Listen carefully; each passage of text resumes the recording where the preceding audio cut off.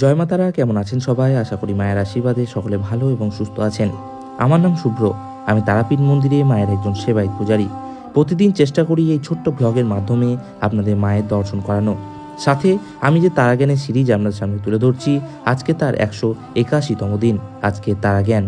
যেখানে ভরসা শেষ সেখানে তারার শুরু, অর্থাৎ সব আশ্রয় হারালে তারা মায় শেষ ভরসা হয়ে সামনে আসেন। আপনারা এই মুহূর্তে জগৎজননী তারার এক অপূর্ব রূপের দর্শন করুন। চোখ বন্ধ করুন, অন্তর থেকে মায়ের উপস্থিতি অনুভব করুন এবং সমস্ত কামনা বাসনা, না বলা বিভিন্ন কথা পৌঁছে দিন আজ মায়ের চরণে, এবং কমেন্টের মাধ্যমে জয় মা তারা লিখতে একদমই ভুলবেন না।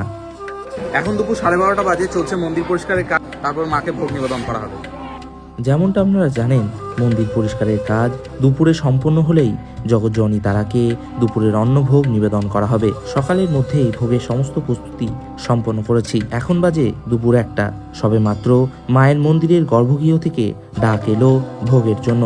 এখন ভোগগৃহ থেকে এক এক করে ভোগের থালা নিয়ে যাওয়া হচ্ছে মায়ের কাছে। দিদি আজকে দুপুরবেলায় মাকে ভোগ দিয়েছেন, তার ভোগ মায়ের কাছে নিয়ে গিয়ে তাদের নাম গোত্র অনুসারে নিবেদন করে নিয়ে আসা হলো মন্দিরের বাইরে। প্রচুর ভক্ত মাকে ভোগ নিবেদনের মাধ্যমে ভক্তির গভীর রসে ডুবে রয়েছেন।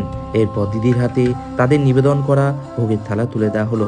এই হচ্ছে আজকে দুপুরে মা জগৎজননী তারাকে নিবেদন করা ভোগের থালা। এরপর তারা পার্সেলের মাধ্যমে ভোগ নিয়ে চলে গেলেন। আশা করছি আজকের এই ছোট্ট ব্লগ আপনাদের ভালো লেগেছে। প্রতারণা চক্করে না পড়ে সঠিক যোগাযোগে তারাপীঠ আসুন, আপনাদের অনুভূতি অন্যরকম হবে। সকলে ভালো থাকবেন, সুস্থ থাকবেন। জয় মা তারা।